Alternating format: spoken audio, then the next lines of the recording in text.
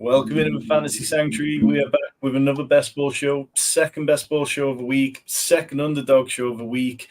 That's it. They can't keep me away. They try to lock me out over here in England, but I've got friends. I've got friends who let me in, let me co-draft with them. And one of my best friends in the best ball community is Davis Peng. Davis, you were here with us on Fantasy Sanctuary way back in January when we just launched, and now back again. This time we're going to win $3 million. How's best ball season treating you? Oh, man, it's been pretty good. I'm a little bit deeper than I want to be.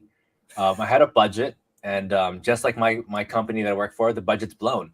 So here I am, a little bit further, and I hope I can recoup. It has come thick and fast, this best ball summer. I don't think any of us kind of expected the litany of contests to just be popping up so quickly, particularly on Underdog. You know, the Pitbull was originally what we were going to draft in. We were hoping to do one of those, that kind of mid-stakes $75 drafts. It filled yesterday, so instead we're going to the BBM streets. But right on the heels of those contests filling, today there was the 15 max $4 contest, as well as the $250 entry contest. So it is really difficult to kind of judge where to be spending your money. How far through your 150 Best Ball Mania entries are you so far, Davis? I think about 121 Best Ball Manias.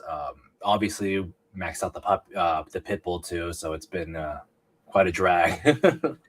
Are you feeling it? Like I've kind of hit a point where I have maybe 30, 40 slow drafts between different platforms still going on, and I am absolutely sick to the teeth of the slow drafts, but I'm still quite happy. The fast drafts, we get the juices going. So slow drafts are like the slow burn. You take the special kind of person to run 40, 50 slow drafts and give it the love and attention those teams need. I start autopiloting. Like I'd say this all the time. I tell this to my co-host Hope. I'm like, the minute you start doing like 30 plus slows, 40, 50, like I guarantee you will. It's like that punishment they do to children when they smoke a cigarette. You make them smoke a whole carton. Like that's what it feels like. I'm like, oh, I hate drafting. If I never have to see, like CeeDee Lamb's name again in his face, I hate. It's been tough. But I balanced myself. I actually have, out of my like 600 drafts this year, I want to say like 400 of them are like fast drafts. So I've been piling in. I've been taking a page from my buddy James, and I'm just putting in the time. I'm gonna fast draft. I'm gonna have fun drafting. Yeah, I think what I've found this year is that I'm just being more deliberate when I bother looking at my slow drafts. I'm not trying to just get that notification away as quick as possible. I'm say, every few hours I'll just sit down at my computer and then make the picks quicker. Well, not quicker. I'll make them more thoughtfully, whereas in previous years I would have been racing to get through them, and I've made mistakes like taking two backs from the same team when it didn't really make sense and stuff like that. And we are going to jump into an underdog draft in a minute, but BBM, it's 61% full. It's averaging 7,200 entries per day. At that rate, it's kind of projected to hit 90% full, but we know it's going to fill. Do you think that this is going to be one where we see it fill a week before, or do you think this is going to come down to a couple of days before the season? I think it's going to be down to probably the final days. Underdog has been smart about how they're doing the contest this year. We've heard this from the horse's mouth himself. It's like, hey, it's filling a little bit too quick. We need to start pushing out more contests to slow this down. I feel like they have this calculated to make it go all the way through. They don't want only degens to play the game. They want, the casual fan base. They want people to play. They want the general masses to get in on this. And feeding us like 45 chihuahuas, the poodles, the pit bulls, and has been doing a smart job. Like it's really well done from the UD team. And so I don't think this is going to. I am actually a little scared on weekly winners. So I think weekly winners has lost a lot of its traction. I could see that one being an overlay versus instead of BBM4. Yeah, I think that's definitely the one which, out of the kind of main contest, if you forget about drafters, which is obviously in a complete mess, like weekly winners, it's at 43% full. It's getting about 2,500 entries per day. but it could do with doing sort of twice that many entries, and it's kind of hard to see where the momentum's going to come from to suddenly get people to draft in there. I don't think that's as friendly a format for people who are new to best ball. I think it's one where, for the sickos like us or the people who play lots of DFS, there's a lot of game theory in it, which really appeals. But yeah, I think BBM probably attracts a lot more casual. Weirdly enough, I'm the opposite. I actually think that weekly winners is a lot better for casuals. It's kind of like, to me, like DK's Rainmakers, right? Like, I don't have a ton of money, but I want to play every week, right? And I actually did pretty well at Rainmakers last year. The only thing I did in DK, shout out to the buddies who got me into it. I did it last year. I was running around with like junk teams, like Corey Davis and like Jahan Dotson that nobody liked. Like, I was running out with these guys and plugging them in every single week and winning because I had to do my research and I couldn't win with money. So I feel like weekly winners for a casual where you sometimes can just know names could get you there because you're not trying to win 20 grand. Everybody is. But if I invest $15 and I get to play for 17 weeks and possibly win that money back and then some, like, why not? That's how I treated Rainmakers. I think that's like weekly winners is like probably better for casuals because you get 17 shots to do something.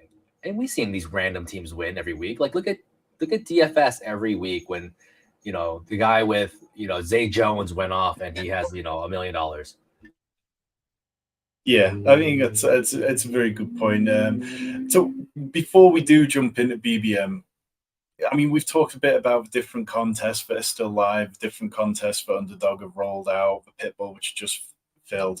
But what's been your ideal contest in terms of, that sweet spot for you this offseason? Oh, man, there's a couple good ones. I would say Pitbull actually is probably my favorite so far. I know it's not for advancement, and some people say Dalmatian is probably better. You spend a little bit more money, you get a better advance rate. But something about the Pitbull at 7,500 entrants, a 25-man final, 10 max. I think that's like exactly what I want to play. I want to play 20, 30 entries, tops. I don't think 50 to 100 and 150 sounds as much fun as it did a year ago or 2 years ago. So I think like at the 20 to 30 zone, I feel a lot better. So I think I love the Pitbull. It was, it was basically a puppy in 10 drafts with a way smaller field. I'll take that all day. Yeah, definitely. It was a very appealing looking contest. Well, let's not beat around the bush anymore. Do you want to jump into BBM? We've got, if anyone's there in the chat waiting to jump in, now's your chance to come and take our money, as we no doubt auto draft at least one player. You've been drafting a lot of these with Hope on her channel, which is at Hope Bishop on YouTube. Like, how have you been finding, like, if you hit a point where it's like you're feeling like streaming these drafts, you are giving up some EV a lot of the time, or do you feel like you've just hit your sweet spot with drafting them now and you feel at ease in front of the camera with them? Trying to think, do I feel like I'm losing EV? I think so to an extent. There's sometimes you get good drafters. One of my last pit bulls last night, there was like 4 red badges that I straight out knew who they were. I knew Pat was one of them from the Dog Pound.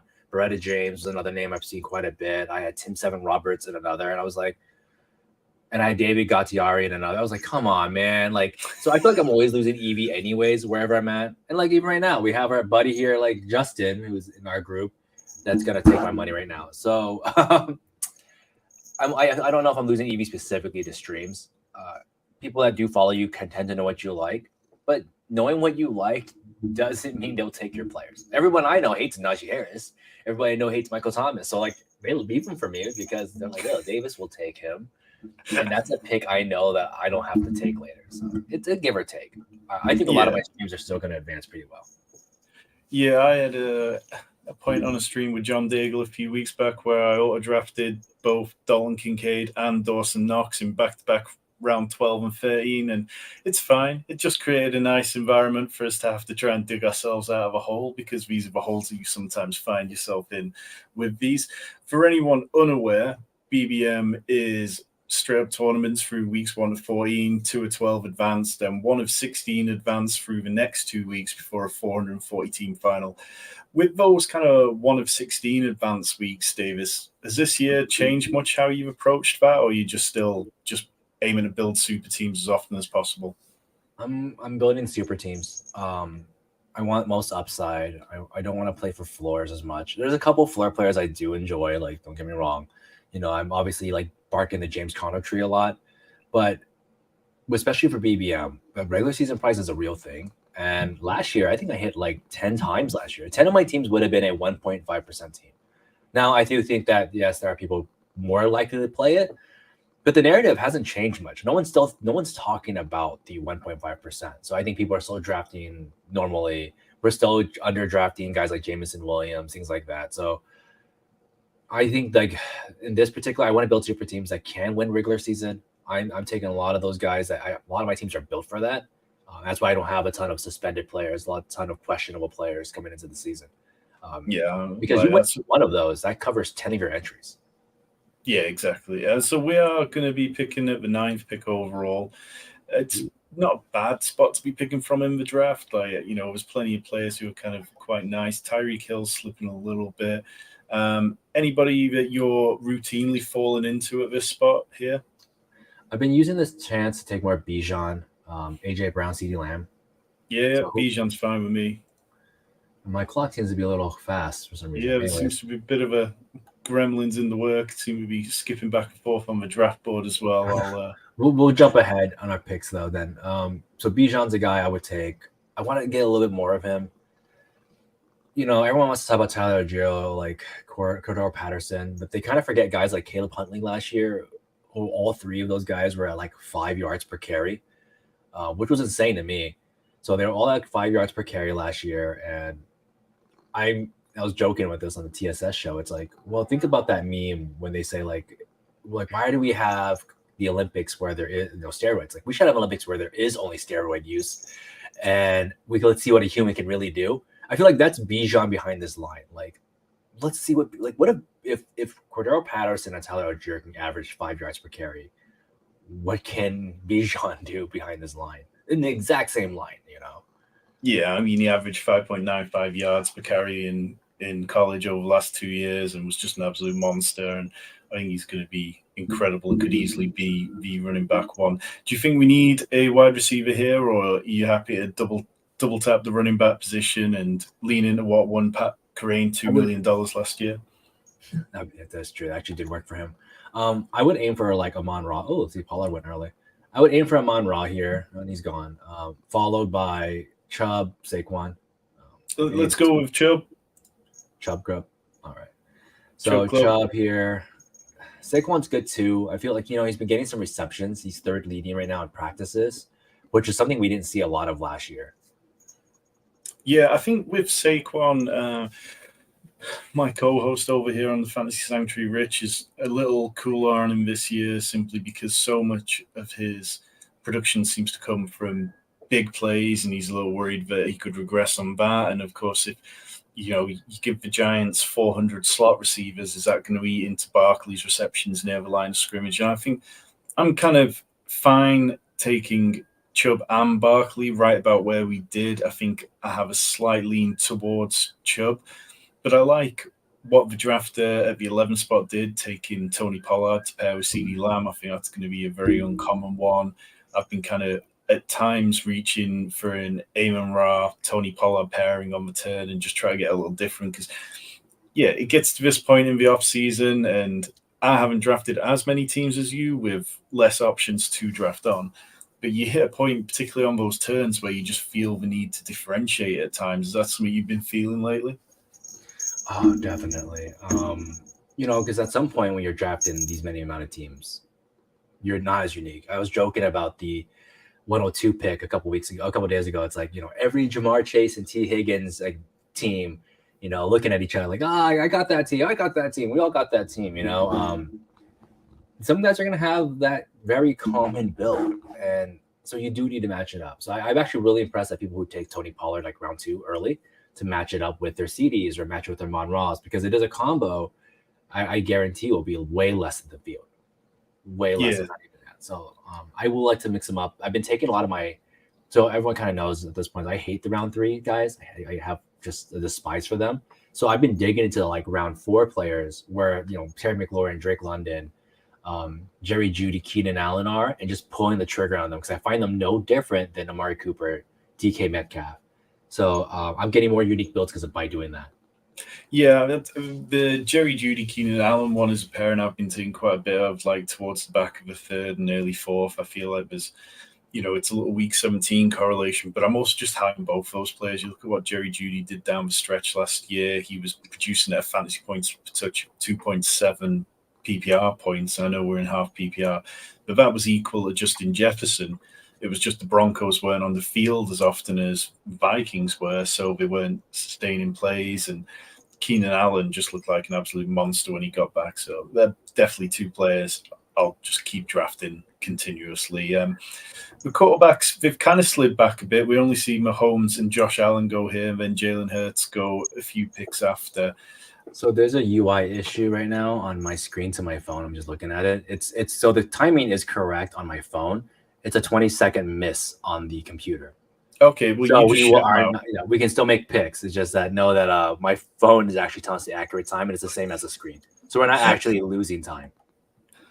That's quite all right. We used to gremlins over here on the show I did with Joe last week. Somehow rankings had Trey Lance put up at about 120. So for the whole draft, I was just having to stare at Trey Lance and bypass him. Who would you want to grab here then? At this point, we're never going to come up in two picks.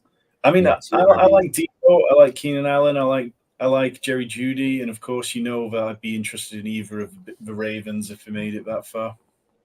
I don't take a lot of Debo. I think I do need to mix it up a little bit. I'm willing to grab Debo here. I actually do think Debo's projections seem better than Ayuk's. I'm having a hard time liking both. I like one, and then I would sprinkle in Kittle.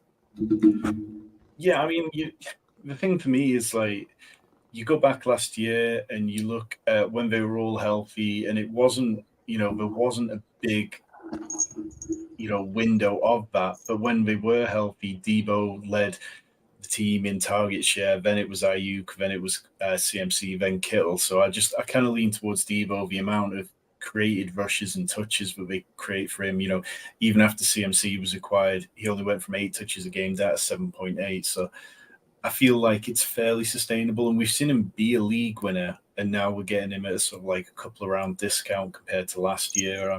I'm happy to roll the dice and I think I'm about 15% Debo. Maybe that's a little more than I possibly want, but I'm probably going to boost myself to 8 to 10. But I do think that's a good point, though. That's why I've been kind of slowing into Debo is more of he's going to be a check down guy with efficiency numbers. Do I expect him in a top 12? Probably not. But could he finish wide receiver 2 range? Yeah. And that's where he's being drafted right now. And I'm okay with that. With a little bit of upside, with a little bit more scheming. He had a down year last year. I definitely didn't like him last year coming into the season. I think round 2, I thought next to Tyreek Hill was way too excessive. Yeah, definitely. So we're one pick away. We've got Bijan, Nick Chubb, Deebo Samuel. What do you say? I'm thinking Terry for that week 17 correlation. Yeah, go for it. I like that. I think, the running backs that were there were kind of interesting. I know you're big on Najee Harris. I think Travis Etienne's kind of sliding in some drafts now to the point where I'm more interested in him than I was. But yeah, Terry McLaurin, I'm kind of fine with that. Shout out to Tyler in the chat. Appreciate you stopping by, checking us out tonight. Are you in on Travis Etienne, or do you think are you kind of leaning more to taking Tank Bigsby at his cost? I think he should be half a round to a round down further. I wasn't much in him last year. He did actually help me win a lot of money from Puppy 1. So I owe Travis Etienne at least like a nod and always recognize him for that. But people expect me to like him more for that. But it's like, no, he was exactly what I thought he was going to be. He was a little overpriced. He's an efficiency type of player. He was pass catching, was kind of blown out of proportion. And he had fumbling issues. There was he felt to me like the Gabe Davis of running backs. You either get really good games or very just whatever games out of them. And I think he held to it. I don't know. I did a whole article piece about his usage, and he started behind James Robinson. They're drafting Tank Bigsby. It tells me he has a role, but 1,000-yard rushing kind of space and maybe like 2 to 3 in receiving, but about the touchdowns, it can get really bad.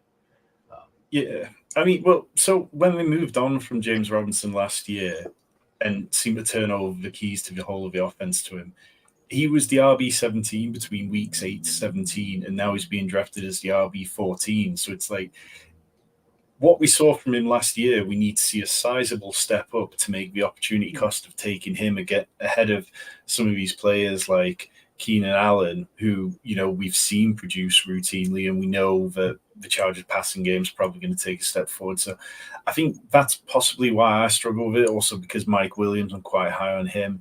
I think Drake London showed plenty last year. So I I find myself taking them. And then Breece Hall, who goes, 3 picks before or so on the turn, that's a much easier bet for me to make, even coming off the ACL injury. Yeah, that's what I'm saying. Etienne should be a pick 49 to 55 type of player. He should be a little bit of Aaron Jones. And that's basically where I have him ranked at. Like, that's personally where he should be. And you also got to think about, he had the entire backfield to him, and he had a worse season than like when Antonio Gibson had a whole backfield to him. Sometimes when you're defaulted, like, you need to show up. And all he did was put up the numbers we expected in a committee.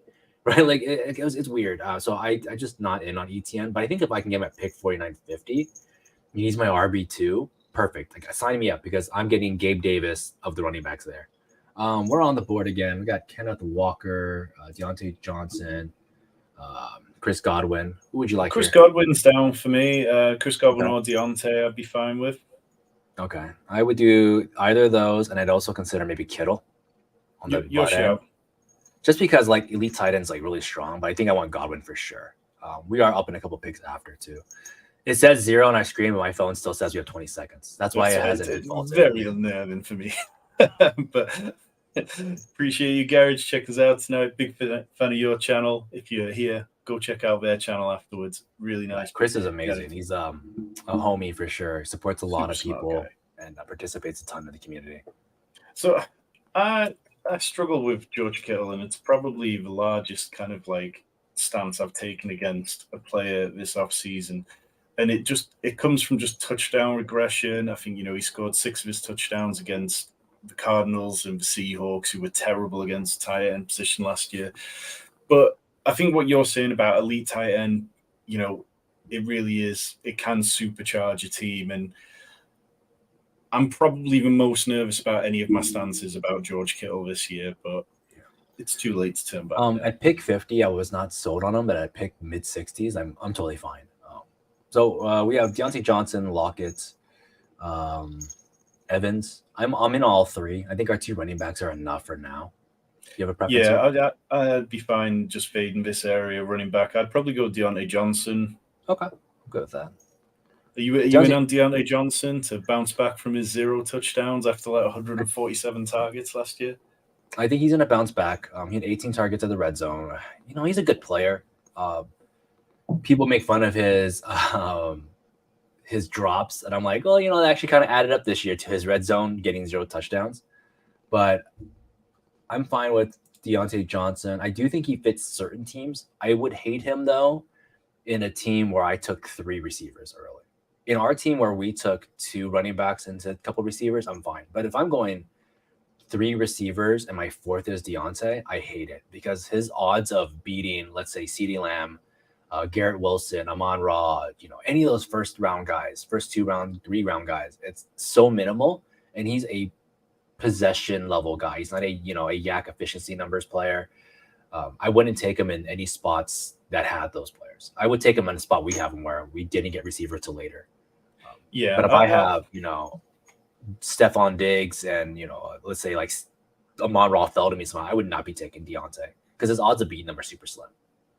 Yeah, I think it's a great way to look at it, because so many people are kind of out on him because of the lack of touchdowns and because the Steelers for a pathetic amount of like passing touchdowns whilst Kenny Pickett was there. But it's easy to, they have to have positive touchdown regression. But by this point in Deontay Johnson's career, we just know that he's a target earner.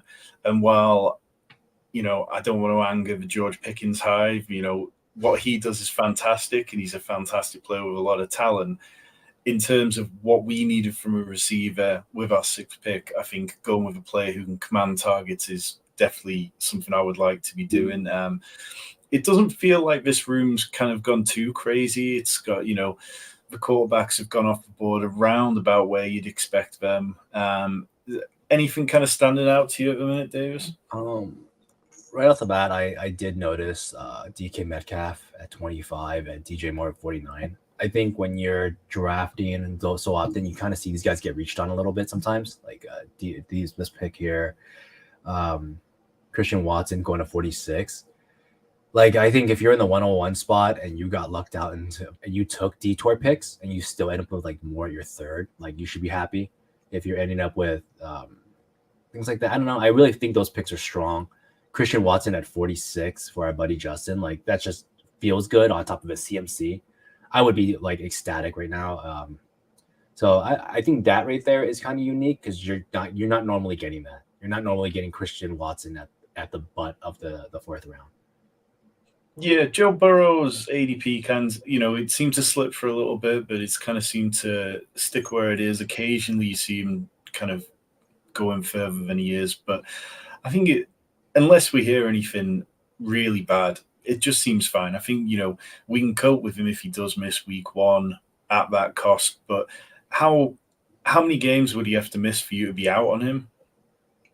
More than 6 games. More than 6. I think his ADP is fine. I can get by. I mean, Carson Wentz last year, balanced out my slow starts for my other quarterbacks. Like, so you never know. We're up soon. Any players you want here? I'm thinking QJ. QJ. It's kind of like Quentin Johnston and then Brandon Cooks. I don't mind either of them. They're kind of like the last of the ones I've been taking. Elijah Moore, I don't hate. I don't mind Rashad White, but I don't feel like we need it in this build with what we've got. So, I mean, I'd be happy with Quentin Johnston if that's what you want to go with. I kind of want Cooks, but I think let's go Cooks, then. That gives us the option of the Cowboy stack, which I don't mind. It's definitely worth considering at this point in the draft. I think if we were able to for sure get, maybe Mims down the road or something, I'd probably be more Dulcich. Or, I guess Adam Troutman now based on the depth chart. I would probably want to get some QJ. But I really like Cooks, and as a veteran level player, we have a shot at Dak still. We have a shot at Laporta, even Jameson Williams if he really wants to get weird with it, if he falls to us. There's a lot of good set of players on this pick over here. Have you been taking much Jameson Williams? I have in everything but BBM, but if I can get him as my 6th receiver, or I have a very strong core 4 and he's my 5th, I'll do it. Not every team needs to play for regular season, but he's first round guy. Like, they took him off an ACL tear and put him in the season, and I get that his use was a meme, but it was a good set of uses for a guy that literally didn't even think he would play. We got Traylon Burks snatched from us. We can get, who do you want here? I mean, Pacheco or Rashad White are the two that stand out. I mean, I don't feel the need to take Deshaun Watson, but if you want to take Njoku later, I don't mind that. Or we could go down and take Rashad Bateman, a little bit of a reach against ADP, but it feels like he is going to climb up there. No, I think Rashad White's a good call. It's a good bucket spend, right? We're 2 running backs, and then our next one at 88. A minor slip. He is a 3-down role. I know that everyone's kind of in and out on him right now. Like, they're either really in on him or they really hate him. But the way I see him, it's pick 88. This doesn't cost us anything. If it's a need, we have 5 receivers. We can figure out a next set of picks. After this, right now, the running backs get really gross, right? You go from Rashad White to like Rashad Penny, who's apparently losing snaps already. Samaje Perine, now that Javonte Williams is 100% healthy, like quotation marks. Khalil Herbert, who's splitting equally with Deontay Foreman. Like, none of these guys feel as good like they did 2 or 3 weeks ago. So I have to recognize that. I think Rashad White, who has no news, is actually a good thing for him. So, yeah, I mean, people talk about how incredibly inefficient he was last year. He ranked in 140th in expected points added, 51st in juke rate amongst all running backs with 50 attempts or more. But this Tampa offensive line does look like it's actually going to be improved. You have the juggling bits around a bit. Tristan Wirfs is moving from one side of the line to the other. they've got a second-round rookie from last year who's going to take over at right tackle. But Ryan Jensen's going to be healthy in the middle of the line. They drafted another rookie to play guard, and then they brought in a free agent whose name eludes me at the minute. But the Patriots right guard. Yeah. But there's every chance that they could go from, the injuries they had and how bad they were last year. They were like a bottom third unit, and they can go to middle of the pack, and that possibly might help Rachaad White to just be even semi-efficient as a runner.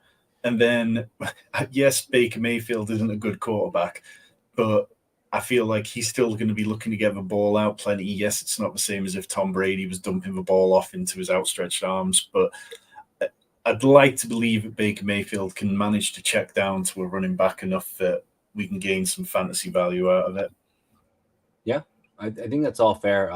Like I said, he's hated a lot for a guy that you're not really paying a lot for. This would be a different story for paying like pick 60s for Rachaad White, but you're pulling pick 88 and a 3-down roll. There's literally nobody behind right now.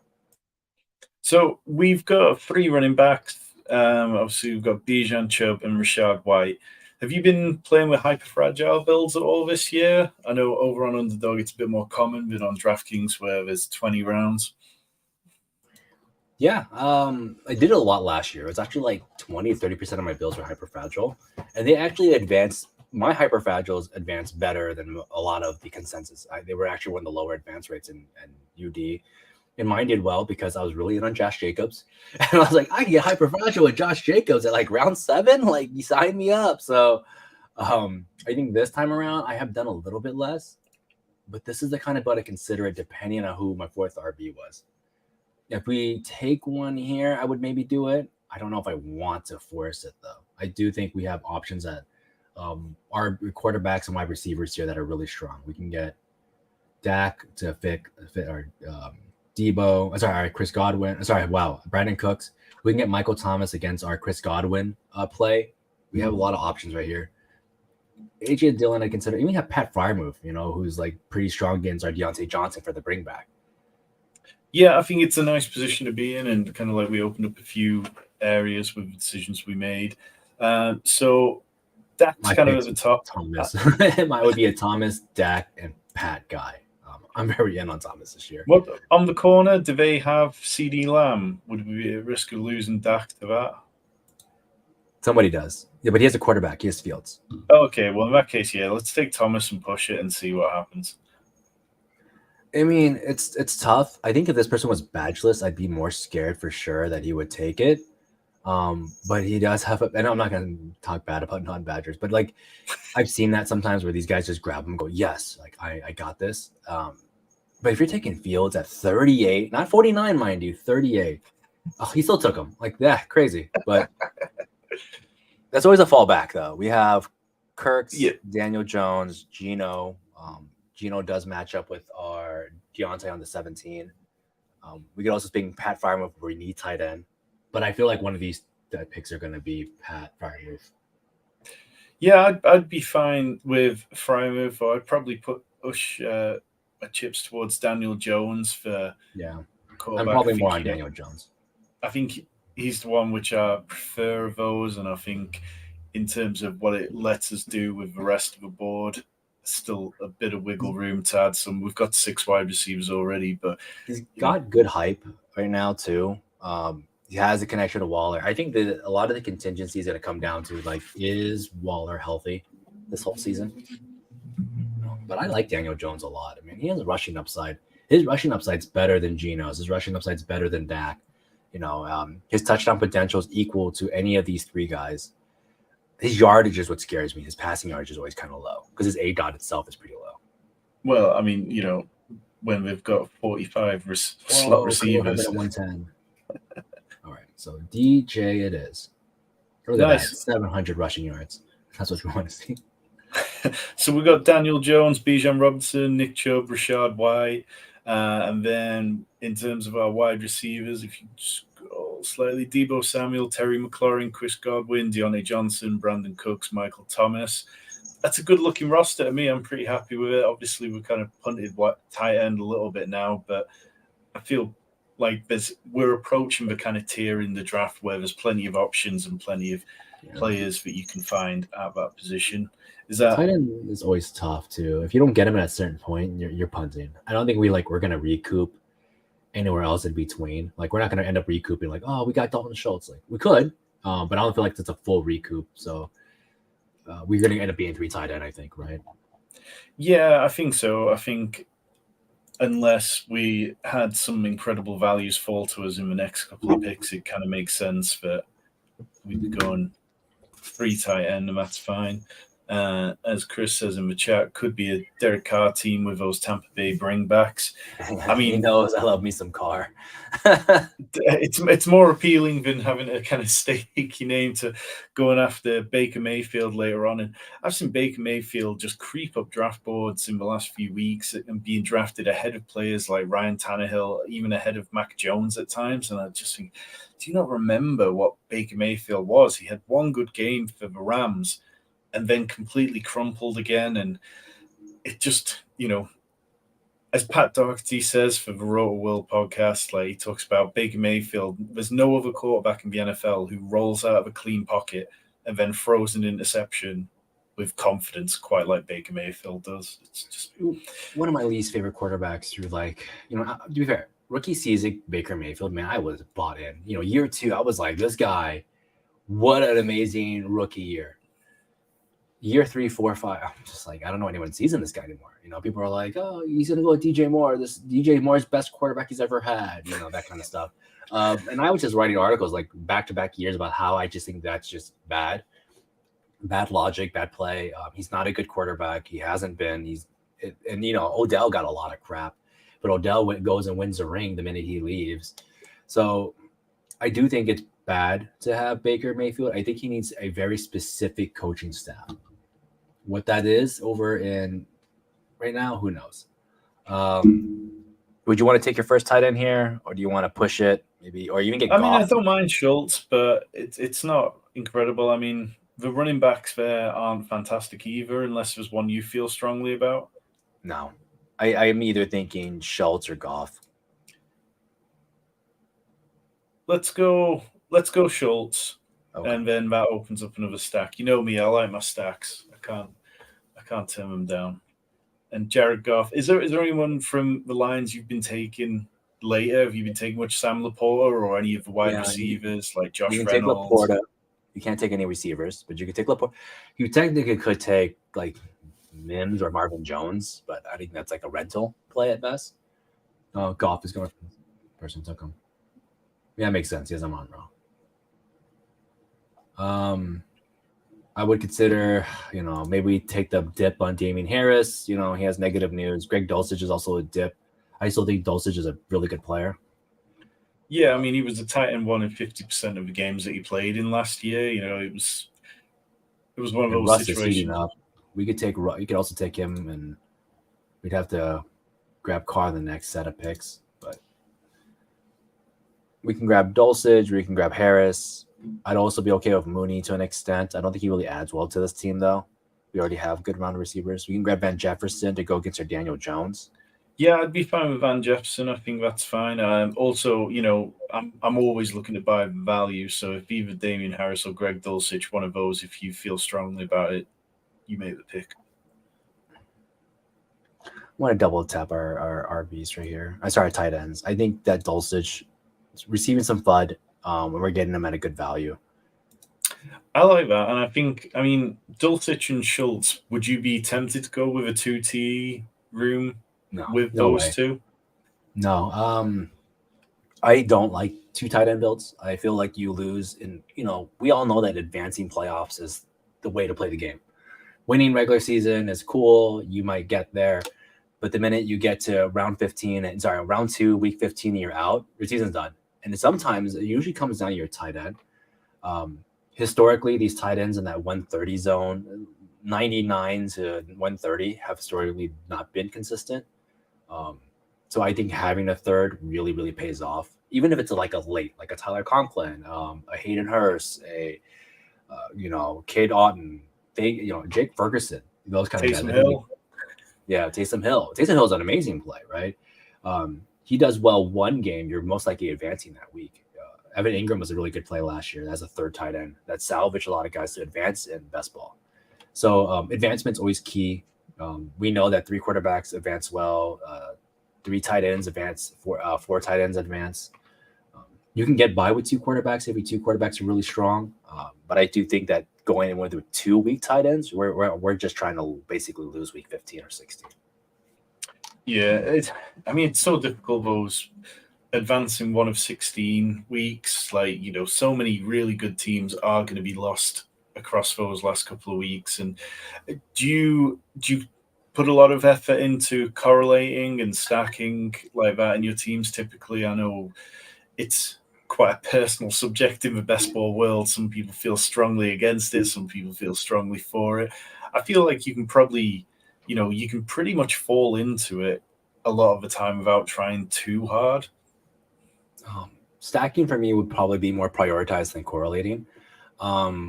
We know that points are replaceable. I know there's an argument on both sides that say, well, they're not replaceable. Stacking has beat replacement points. And I go, that's true, but it's still replaceable in the grand scheme, right? We can get 3 quarterbacks together and probably replicate a quarterback one. A low end, not a high end, but a low end quarterback one.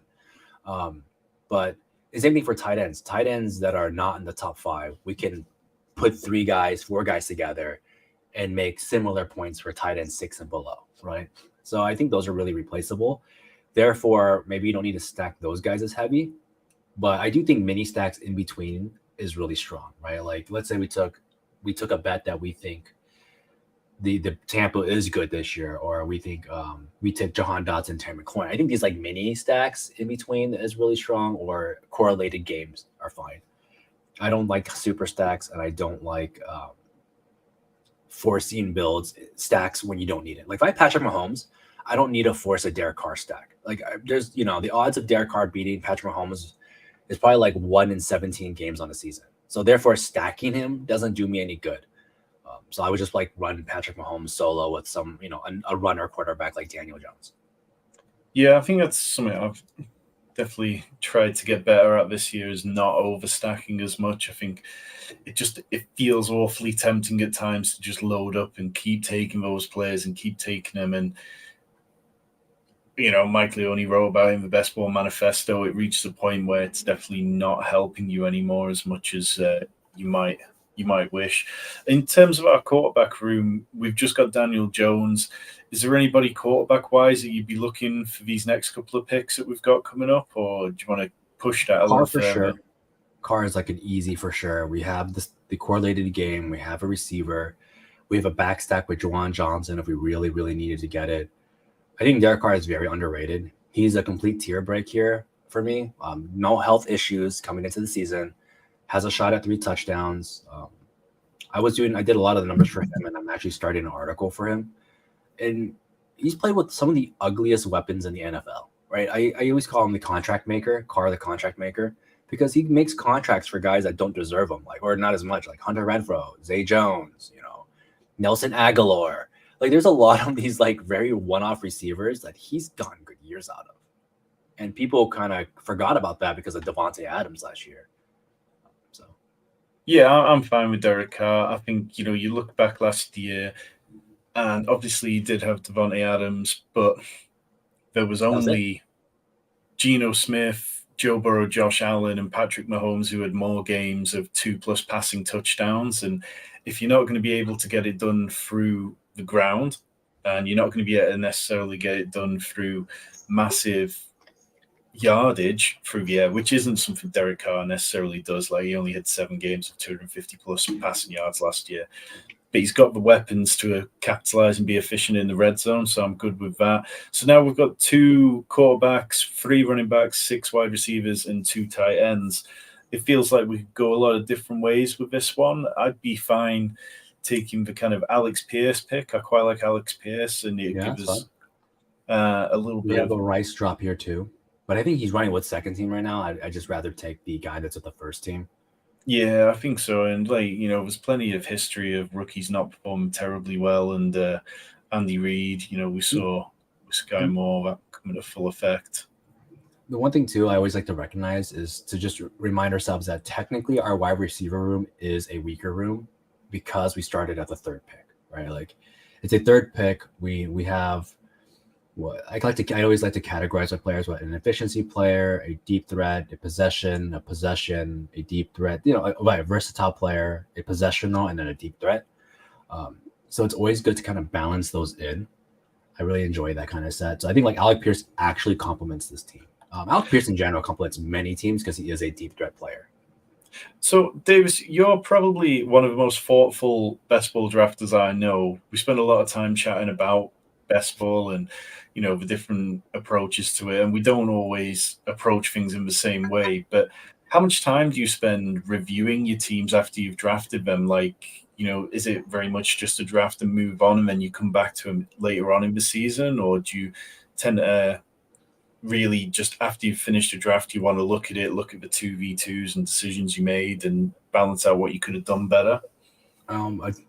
Well, first off, I think you got a new member today, man. We should shout out to Brad. Really appreciate you joining. Brad, thank you very much. If anybody else is here, you can hit the join button below. Join the Fantasy Sanctuary from $1.25 a month. You'll get access to our Discord, which has got over 100 people in. Got startups going all the time for Dynasty. We've got best ball leagues going, private ones, as well as roster reviews. We've got all of Rich's Dynasty content, all of my best ball and DFS content on there, and you are not going to want to miss out. We've got members only videos, and strongly believe that we have something for everyone and we can help you win your league. So thank you, Brad. Appreciate you. Yeah, I'm glad to see you got a member on the show. That's great. I like to believe I contribute. I'm just kidding. But review-wise, I pre-plan all my drafts. I know that sounds kind of weird. Like I am always looking 3 picks ahead of what am I doing. And then you're in one of my drafts with me right now in our slow, and I'm like, if we do this, I need to. What are we doing? This, and this. So I do a lot of review mid-draft, and then I do a review mid-season based on scoring. Because what I think that was one of those things I kind of harped on a whole lot about. We're doing a lot of advanced metrics, and I always back up and say, well, like let's talk about some of the basics, right? Like, what is replaceable points? I call them contribution points because that's the same idea. Like, what is these points? How did this help? Did this team help? If this player did help, did I win? I always look at that. So I do review a lot of my teams and funnel that in and go, how did this help my team? How does this relate in today's football? I love that Yards Per Gretch was talking about cover 2 on one of their shows in Chip Chasing. Like the NFL is going a lot shorter yardage. So I try to look at that too. It's a lot of watching film, doing my projections, and seeing how scores play out. Construction is a big thing. And I think if you just construct good teams without looking ADP buckets. You just do ADP buckets. I think you will advance higher than 16% easily. I think if you just ADP bucket correctly, took 0 takes, and you just went by, I'm putting these many receivers in, these many RBs in. I'm not going 4 quarterbacks, 7 RB, 5 receivers. You will advance just by that alone, right? ADP is really good. But I think the extra advantage that I've always had is just knowing. I put my stuff in archetypes. I archetype all my players. This is what I think he does. This is what I think this person does. This is what I think this person's role is. I think it's a really good point because the one thing I found is that the moment you start producing content and you start putting your lineups out here, well, let's make this pick and then we'll come back to it. So we do have 2-3-7-2 currently. Do you feel like we need a running back here or push that around the corner? I think we can get Hyatt here and then get Gus. I love that. Yep. Yeah, Hyatt and then either Gus or possibly even Zamir White, which might give us a little bit of correlation as well. It's fine with me. I mean, Rashi is like really falling, so something must have happened to him while we're not paying attention. Like, my God, 137. A lot of us, that ADP bucket really hits there and CLV. But yeah, I think that grabbing Hyatt here because he's a hot name right now. He's gone up 40 ADP spots. And getting him here at ADP is actually really, really good. And he kind of wants to get stats. doesn't seem like there's any Rashi Rice news out there. Perhaps it's just one of those kind of drafts. Would you want to take him at this next pick, or do you think that's going to put us in a bad position with our running backs? He got taken. We're fine. I probably wouldn't have done it. I do think we need to kind of get a little bit balanced here. I would like, I think, a fourth and a fifth running back at some point and a third tight end. This is really much a 2-5-8-3 build, I think. Yeah, that's definitely where I would have leaned with what we had so far. I think if something incredible pushed us into it, I would be okay with these kind of two tight ends as a double tight end build. But I know I'm a little more. I probably play a little more dangerously with my tight ends. Technically, we could go 3-4-8-3 because we have a quarterbacks here. Oh, Stafford got taken. I was like, man, we could have got Stafford. That's actually really insane. Well, I mean, with Gus, that gives us, in terms of bye weeks, week 5 with Nick Chubb and Rashad White both on a bye week, it means we're kind of definitely counting on Bijan and Gus to be usable those weeks. But that doesn't seem outside the realm of possibilities. But yeah, I think the draft board still feels quite open to us. Nothing's too closed off at the moment. Yeah. I mean, this can easily be a 3-quarterback team, realistically. I love me some Carr, but I do think our upside's probably lower. That's why we have DJ, but we also know that Daniel Jones isn't there's a reason we're not taking him at pick 70. There's a reason why he's down here in the 110s. So in terms of rookie quarterbacks in this kind of tier where Bryce Young and CJ Stroud fall, have you been taking much of either of them, or just kind of standing with the veterans where we expect their offenses on some of the veterans to be a little more fruitful, perhaps? I'm standing with the veterans. The odds of rookie quarterbacks throwing more than 20 touchdowns, even if they're good, is like super slim. The only quarterbacks I take are guys who profile to run. Trey Lance is on the pass, Justin Fields, even maybe slightly more mobile-ish, but I need a runner. It's hard to be a rookie quarterback in this league. You're expected to start year 1. You're probably on a bad team. Your coaching is probably a new coaching staff. I can't think of many good quarterback situations that besides Justin Herbert. So how do you feel about Anthony Richardson then, kind of leading into that? Because obviously he does have rushing upside and he probably has reasonable head coach. Yeah, I would take him. I take him in 3-quarterback sets, though. I take him 3-quarterback sets a lot. I've considered him in some 2s, but the 2s need to be like Trevor Lawrence into him, or if I'm really feeling good, like Justin, if I'm really into Kirk Cousins, that day I would do Kirk, because Kirk has been pretty much a staple. But I if you're telling me like people go out there with Anthony Richardson and my buddy Derek Carr or like Matthew Stafford, I think you're gonna lose. I think you're gonna lose hard, because Anthony Richardson's gonna have a hard time in the season. And I know we point to Justin Fields and Trey Lance, but I actually point to other running quarterbacks like Daniel Jones, Josh Allen, their rookie years, and they were very serviceable and they were bad. Yeah, I mean, even look at like Mac Jones, who wasn't exactly a QB1 or anything in his rookie season, but when the Patriots were a more efficient offense and actually staying on the field and actually coached by a grown-up instead of the special teams coordinator, Mac Jones was pretty useful in his first year. People were proclaiming him as the next big, the next Tom Brady at one point. But yeah, I think I got burned pretty heavily by Trey Lance over the last 2 years, and it's possibly causing me to be a little cautious with how I approach Anthony Richardson. Occasionally, if I've taken Lamar early or somebody like that, I might take Richardson to just go for an all-out ceiling kind of play. But yeah, generally 3-quarterback builds. And we are about to be back up on the clock here. It's getting to that kind of like ugly area of the draft. In terms of tight end, though, there's a few that are quite interesting still. I like Jake here. He's he has good news on his boat. We still have some shots at RB. We have Fournette technically. I think Ferguson's the play. Ferguson for the stack, sort of like with the Cowboys stack, makes plenty of sense. Even though we didn't get Dak, and obviously if we let Ferguson go, man. I said I'm sorry we didn't get Dak. I tried. It's quite all right. And if we'd let Ferguson go and the guy on the corner who took Dak took Ferguson, then it might have felt a little worse. But in terms of the running back room, Leonard Fournette is probably one I'd lean towards because it gets late real early around here. We get what? Fournette's popular right now. Malik Davis, Joshua Kelly, Kyron Yeah, Williams. like Josh Kelly. Kyron Williams feels like a player we could possibly. Yeah, I mean, I don't hate it all. It gives us a little bit of correlation with Daniel Jones as well. We have Slayton here, Terrence Marshall, Mike Wilson. But I think 9 receivers, the DR is really strong at this point. Yeah.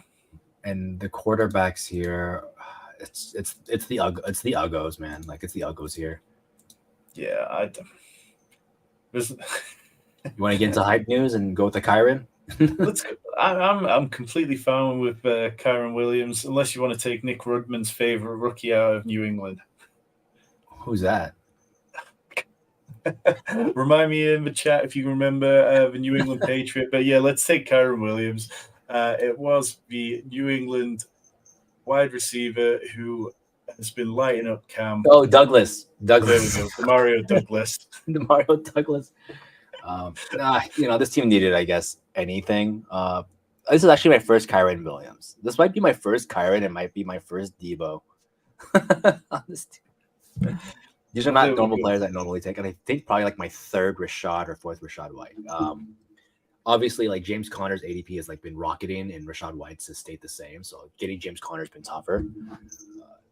I think this is kind of one of the advantages of co-drafting. You don't have to get on a stream with somebody to do this sort of stuff, but like there's a lot of players. Shout out to Hope and Chris in the chat who knew exactly who we were on about, and we didn't. But the moment you co-draft with people and you have to justify your player selections and you talk through things, you become very aware of weaknesses in arguments that you have against players, bits like that. Last year, I drafted a lot of teams with Colin Kelly, Rotoviz, and he kind of got me on board with the Seahawks in a way which I wasn't before that point, and it probably helped me a little bit with some of my teams. So very much always open to be convinced on players, and I think it's when you have complete hard, fast stances on players that it can definitely bite you in the ass, a bit like last year with my Josh Jacobs exposure. Funny thing, sorry, Colm Kelly. So we was at the convention last year. It was him, and one of our other friends, acquaintances, was there. And I was like, yeah, like, and James went up to him and was like, yeah, this is the guy I was telling you about. Like, he was like, this is the one that keeps drafting like DK Metcalf. And then I was like, like a little embarrassed at the time because it's like a weird guy to really be in on, like DK Metcalf and Tyler Lockett. And he pats me and goes, that's a really good pick and it's underrated. And he starts talking about like, dude, like no one's doing it. It's going to be different.